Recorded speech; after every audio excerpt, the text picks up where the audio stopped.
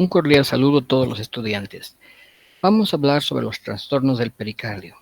Es importante que ustedes sepan que hay una clase sin audio que está en su plataforma, que es completa y que es explicativa por sí mismo. Les recomiendo ver esa clase en su computadora porque tiene movimiento, tiene dinámica, y en esta dinámica es solamente apreciable en su computadora y no en su celular. Por lo tanto, esta es la primera recomendación. En esta actividad solamente vamos a ver algunos componentes para tratar de discutir y analizar aquello que parece importante sobre la fisiopatología.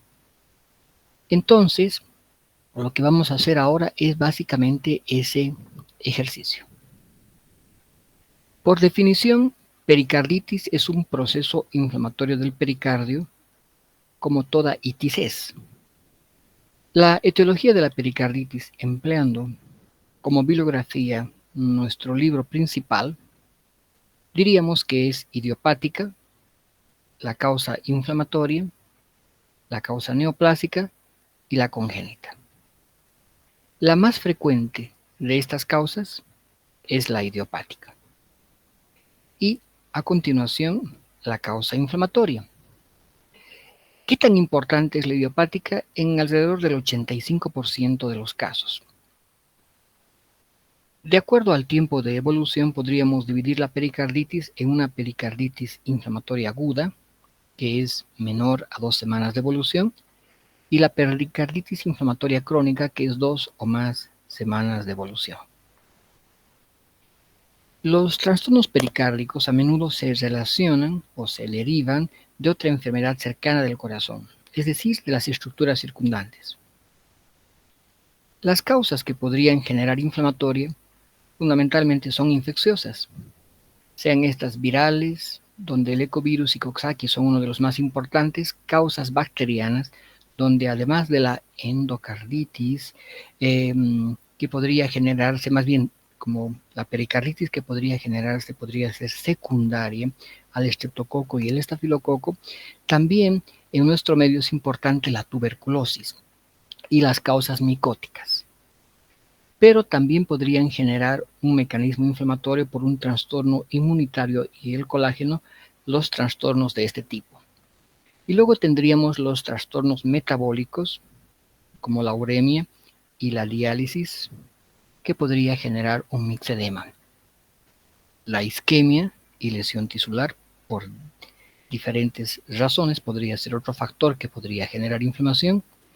Y los agentes físicos y los agentes químicos que podrían producir radioreacciones como consecuencia del tratamiento. Cuando hablamos de una pericarditis crónica, básicamente hay que pensar en que la mayoría de estas causas son las mismas que generaron la pericarditis aguda, pero que por alguna razón no fueron resueltas. De tal manera de que hay que comprender muy bien cuál es la etiología aguda y comprender que las causas crónicas corresponden básicamente a muchas de estas patologías inapropiadamente manejadas. Veamos la explicación del daño central, aquella que podría servirnos para hacer varias analogías del análisis de la fisiopatología en todo lo que implica la inflamación o el derrame de las diferentes serosas o de los espacios virtuales. En este caso, cuando hablamos de pericarditis, valdría también hablar de los derrames en general, el derrame pleural, el derrame pericárdico, la ascitis, y habría que entender que los derrames en general que se producen en estos espacios se deben a básicamente o a un problema de presiones o a un problema del aumento de la permeabilidad o una obstrucción del drenaje linfático. Cuando me refiero al problema de presiones, estoy hablando de aquellas que se generan en el extremo arterial del capilar, donde, como ustedes saben, es la presión hidrostática la que predomina, o una alteración de la presión oncótica que predomina en el otro extremo.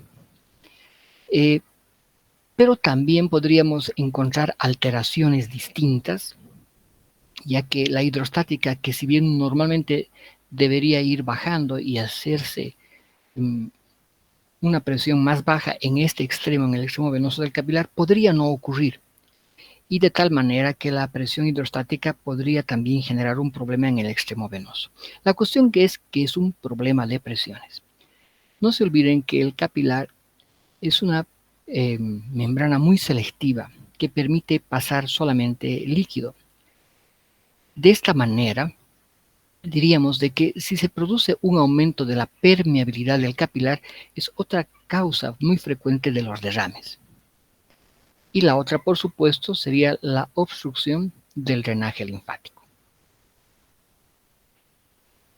Esta imagen, sigo pensando que es una de las mejores para entender de un modo muy didáctico lo que ocurre con las presiones y que valdría la pena revisar. Aquí tenemos los capilares, donde aquí tenemos el extremo arterial y en este otro el extremo venoso. Recuerden ustedes que la sangre bombeada por el corazón en el extremo del capilar más cercano a la arteria y por ende al corazón tiene una presión hidrostática de 35 milímetros de mercurio. Esta fuerza de movimiento de la sangre o presión hidrostática va disminuyendo cuanto más se acerca a la sangre al extremo venoso. En el centro del capilar la presión hidrostática disminuye unos 25 milímetros y en el extremo capilar más cercano a la vena la presión hidrostática baja hasta 18 milímetros de mercurio. De tal manera que las moléculas de albúmina que están representadas en esta imagen de amarillo, que se encuentran en el plasma sanguíneo, provocan por ósmosis una presión oncótica de 25 milímetros que se mantiene por lo normal estable. Y de esta manera, al variar la presión hidrostática, pero manteniéndose esta presión, genera en este lugar una presión oncótica que permite el ingreso de las moléculas de agua desde el intersticio celular al capilar sanguíneo. Entonces, los problemas básicamente se deben a estas alteraciones de estas presiones o un problema relacionado con esta permeabilidad. Veamos lo que podría ocurrir en una pericarditis. La pericarditis como tal, como itis, implica un proceso inflamatorio. Si se produce un proceso inflamatorio, básicamente se va a producir una alteración de la permeabilidad, que básicamente va a producir un aumento de la permeabilidad. De esta manera, lo que va a ocurrir es que en el capilar que está irrigando al pericardio van a salir no solamente agua, sino van a salir también elementos celulares, proteínas y fibrinógeno al espacio pericárdico. En otras palabras, este líquido del pericardio se va a comportar exactamente igual al que ocurriría un exudado en o cualquier otro lugar. Por ejemplo, en la pleura. Entonces, cuando hablamos generalmente de exudados, hablamos de problemas de aumento de la permeabilidad y la principal causa del aumento de la permeabilidad es la inflamación. Como se ha perdido la selectividad en estos líquidos, cuando estudiamos encontramos de todo, no solamente el líquido, sino todos estos elementos que he mencionado, cuya cantidad y cuantía, calidad variará de acuerdo a la gente causal, algunos más agresivos que otros y por lo tanto con mayor o menor cantidad de estos elementos. Pero ciertamente cuando hay inflamación hay un aumento de la permeabilidad y no solamente habrá líquido, como ocurre generalmente en los trasudados donde no se produce un aumento de la permeabilidad. Este mecanismo es parte de la explicación de por qué hay líquido en el derrame pericárdico durante una pericarditis. El otro que ocurre es una insuficiencia cardíaca derecha, que vamos a explicar la razón de por qué se produce una insuficiencia cardíaca derecha en una pericarditis. Hasta aquí bastará decir que en la pericarditis, por esta alteración del pericardio, se produce una especie de obstrucción, de tal manera que cuando el líquido va retornando del sistema venoso a la aurícula derecha, se encuentra con una presión más aumentada.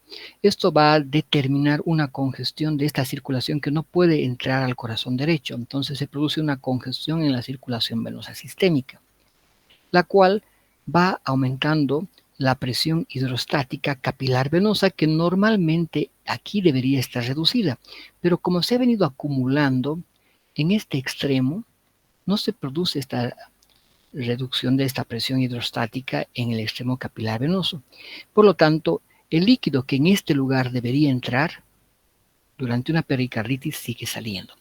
Entonces, estos son los dos mecanismos que podrían explicar el líquido en una pericarditis. Por un lado, la inflamación por el aumento de la permeabilidad y por el otro lado una alteración de las presiones, básicamente el aumento de la presión hidrostática capilar venosa. Otro aspecto que valdría la pena recalcar en esta actividad es la diferencia entre la pericarditis, el derrame pericárdico y el taponamiento cardíaco. En la pericarditis podríamos entender que hay más inflamación que líquido en el pericardio. Y es por esto que, como consecuencia de esta inflamación del pericardio, lo que más se altera es el electrocardiograma. Y los otros métodos diagnósticos que nos ayudan a analizar volumen son de poca utilidad en la etapa inicial.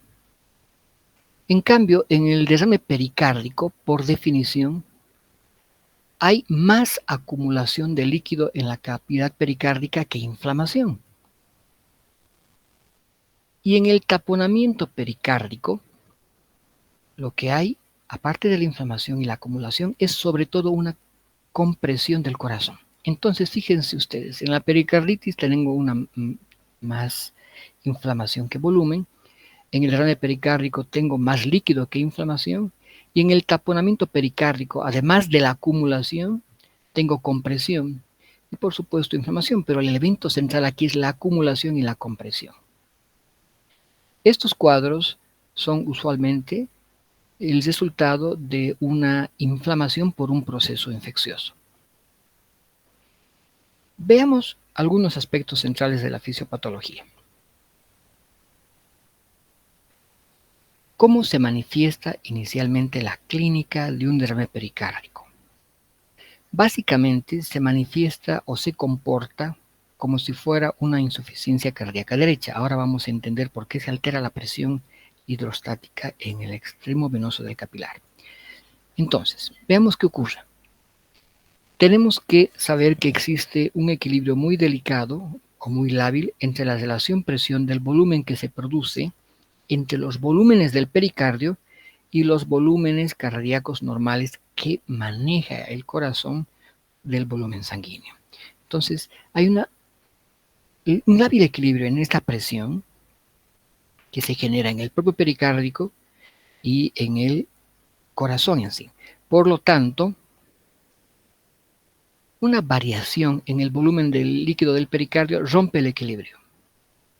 De este modo, basta una pequeña cantidad de volumen pericárdico que se genera por el derrame. Si este pequeño volumen se acumula rápidamente, va a alterar las presiones, alcanzando niveles críticos para alterar este equilibrio, así sea un volumen pequeño, pero si es que lo hace rápidamente. Entonces, ¿por qué aparece como una insuficiencia cardíaca derecha?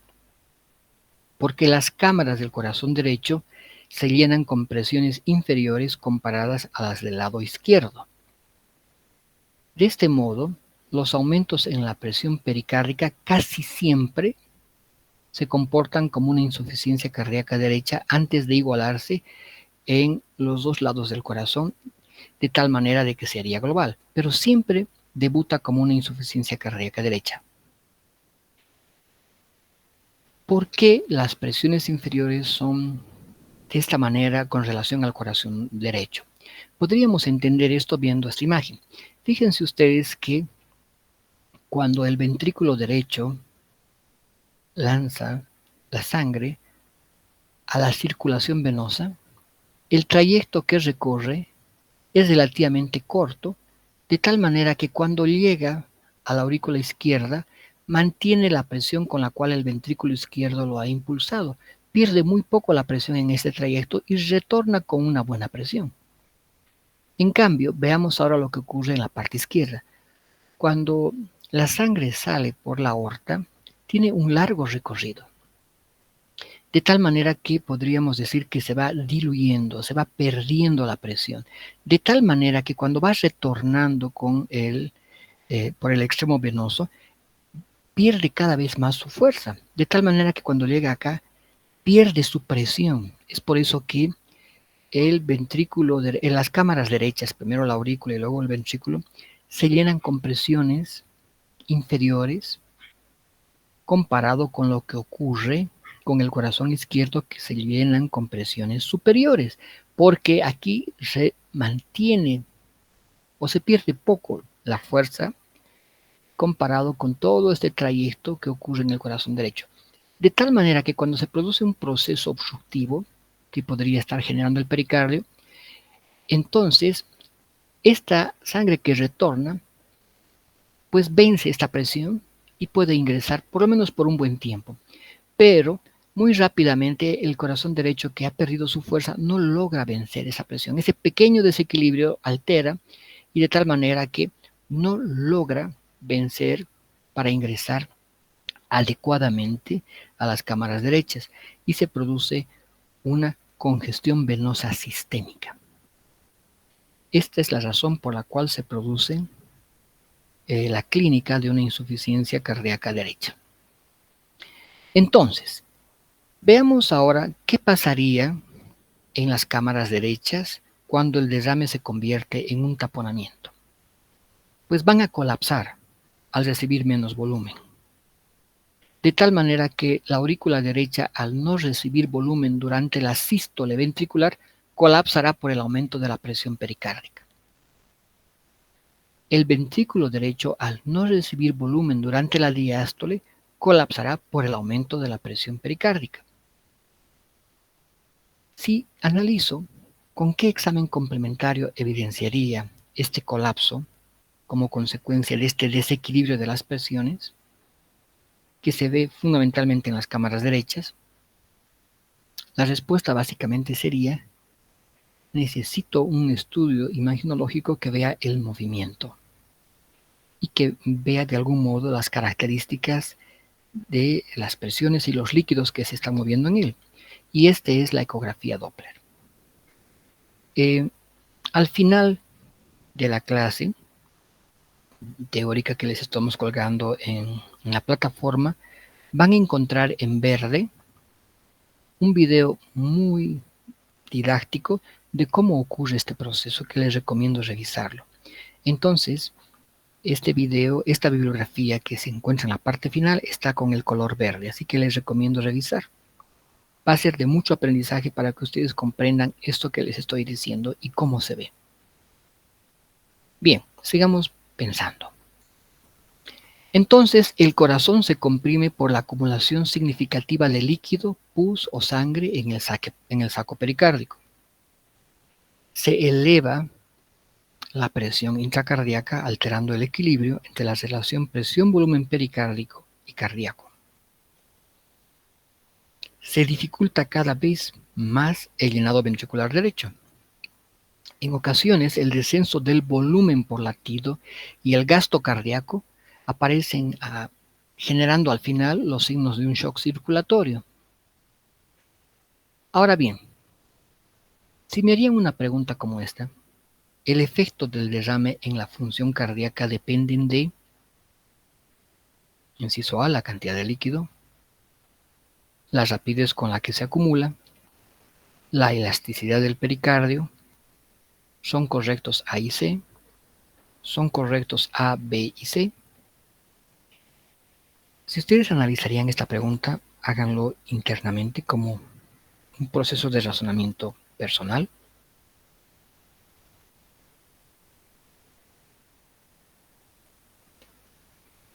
Si ustedes han respondido esto, esta es la respuesta correcta. Entonces podríamos hacer un mnemotécnico. Depende de la cantidad, depende de la rapidez y depende de la elasticidad. Entonces se me ocurrió como mnemotécnico la elástica que canta rápido, porque depende de la elasticidad, de la cantidad y de la rapidez. Ahora bien, Entre la cantidad de líquido y la rapidez con la que se acumula, entre estas dos, la variable más importante es la rapidez con la que se acumula. Fíjense cómo se parece esto en una analogía por comparación. Cuando hemos estudiado la desnutrición, el evento central que explica cómo se va a presentar un síndrome de una forma o de otra depende fundamentalmente con la rapidez en la que se instala la desnutrición. Ahora bien, el otro componente es la elasticidad del pericardio. Entonces, ¿qué podría alterar la elasticidad del pericardio? Vean estas posibilidades en otra evaluación. Infiltración neoplástica, antecedentes de haber recibido radiación, tuberculosis, ¿son correctos A y C? Son correctos A, B y C.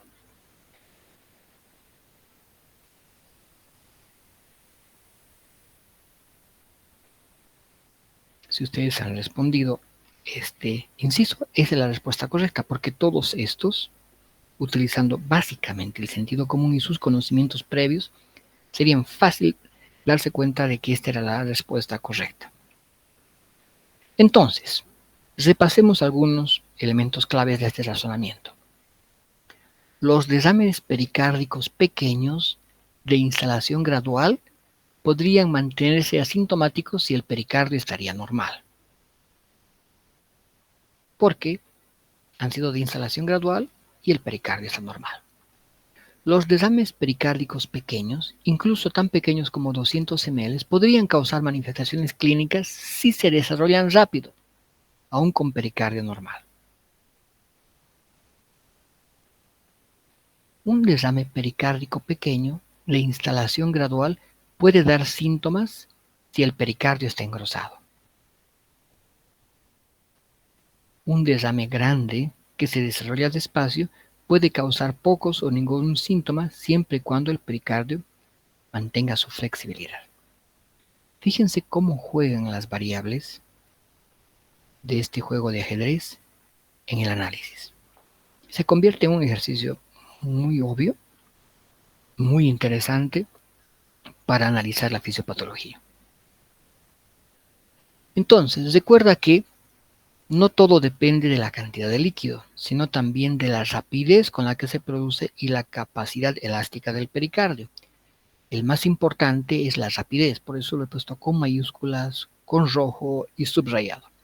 Y les he hecho además un mnemotécnico, ¿no es cierto? Sigamos hablando un poco de estos elementos. Los derrames pericárdicos leves o moderados que se instalan lentamente van a ser asintomáticos cuando el pericardio mantenga su flexibilidad. Estoy insistiendo con las palabras claves del razonamiento.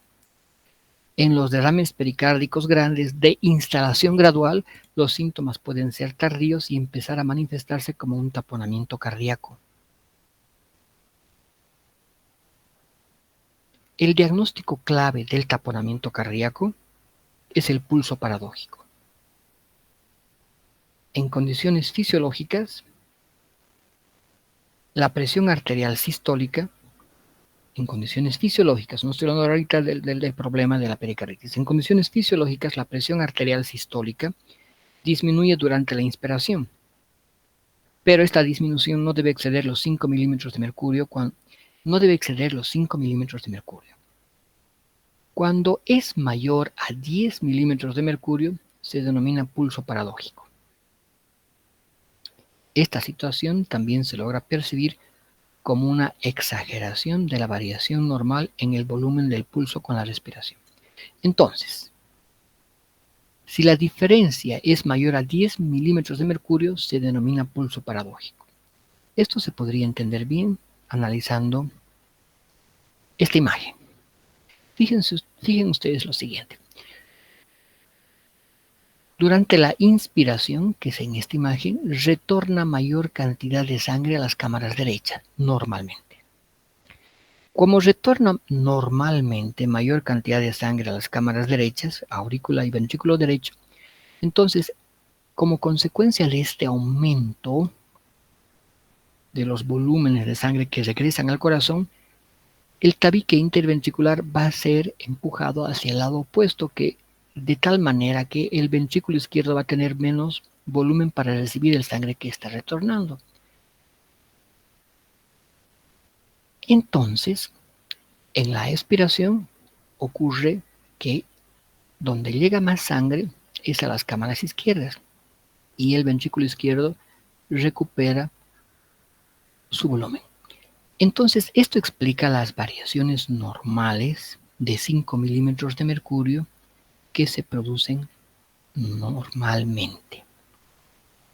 Entonces, la sangre que llega en la inspiración empuja al ventrículo derecho, por lo tanto, cuando éste bota la sangre por la aorta, va a botar algo menor durante la inspiración porque la cantidad de sangre que ha llegado al ventrículo izquierdo es menor. Esto explica la diferencia de esos 5 milímetros de mercurio en el pulso. Recuerden que durante la expiración ocurrirá lo contrario. Entonces, ¿qué ocurriría cuando tenemos un problema como el que estamos mencionando, donde hay líquido en el pericardio? Regresa sangre, otra vez más, a las cámaras derechas. Entonces, nuevamente, este volumen de sangre lleva el ventrículo, el tabique interventricular hacia el ventrículo izquierdo. Pero este a su vez está presionado con el derrame. Por lo tanto, va a quedar reducido no solamente por la desviación del pericardio hacia ese lado, como consecuencia del volumen que le llega, sino también va a ser presionado por el otro extremo, por la cantidad de líquido que está presionando al ventrículo izquierdo, de tal manera que aquí realmente se va a producir una mayor reducción del volumen que va a salir por la aorta, de tal manera que los cambios van a ser mayor a 10 milímetros de mercurio.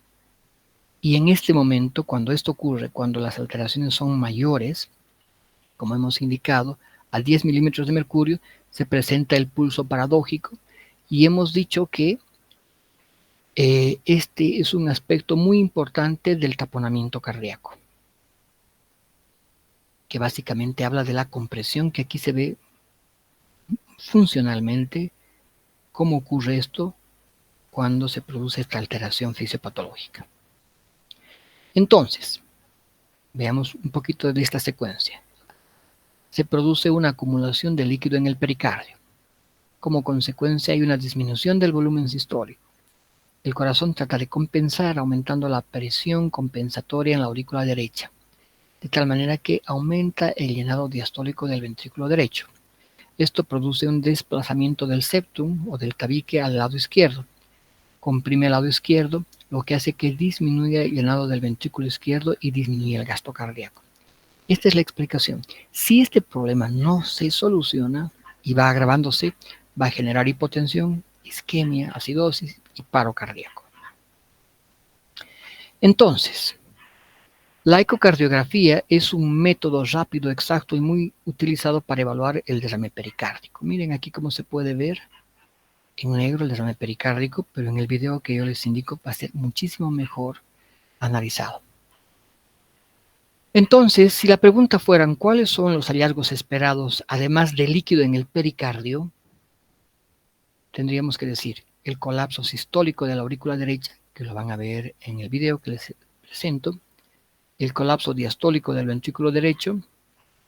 Entonces, ¿cuál sería la utilidad del electrocardiograma en este tipo de situaciones?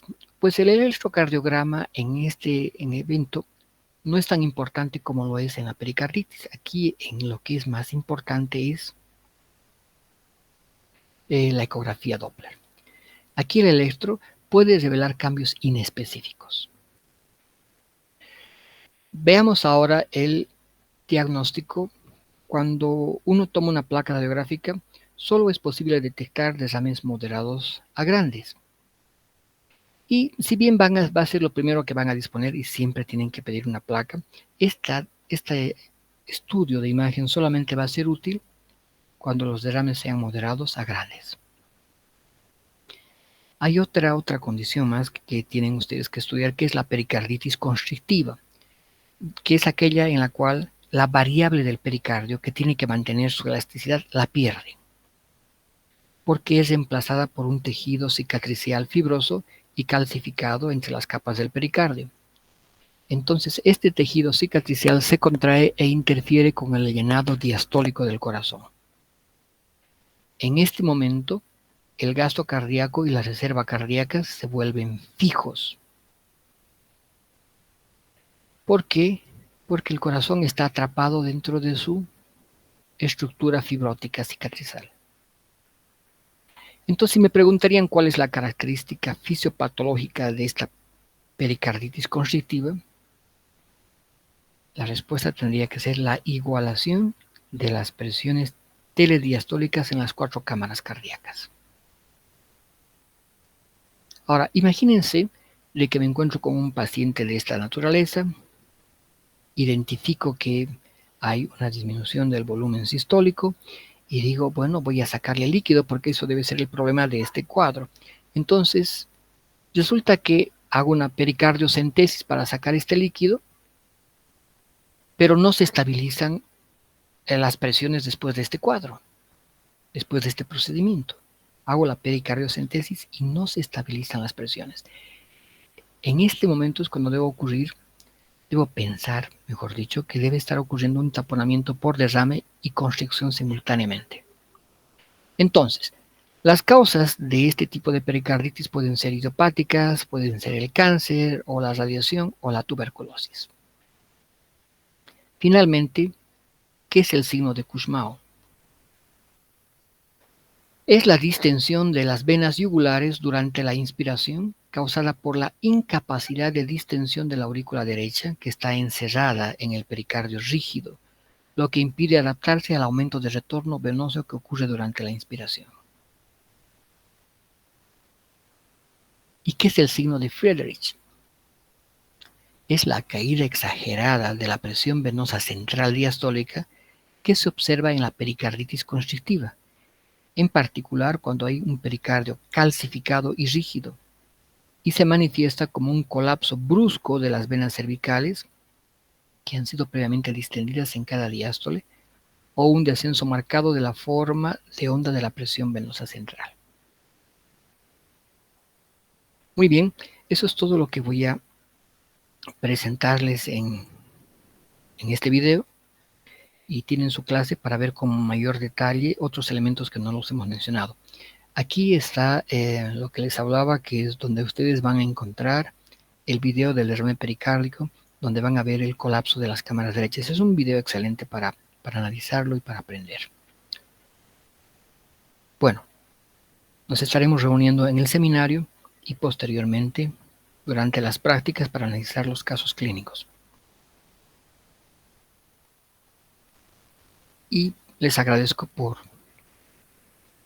habernos acompañado y estar aprendiendo algo que es tan interesante como es la dinámica del funcionamiento del corazón y sus alteraciones. Hasta pronto. Gracias.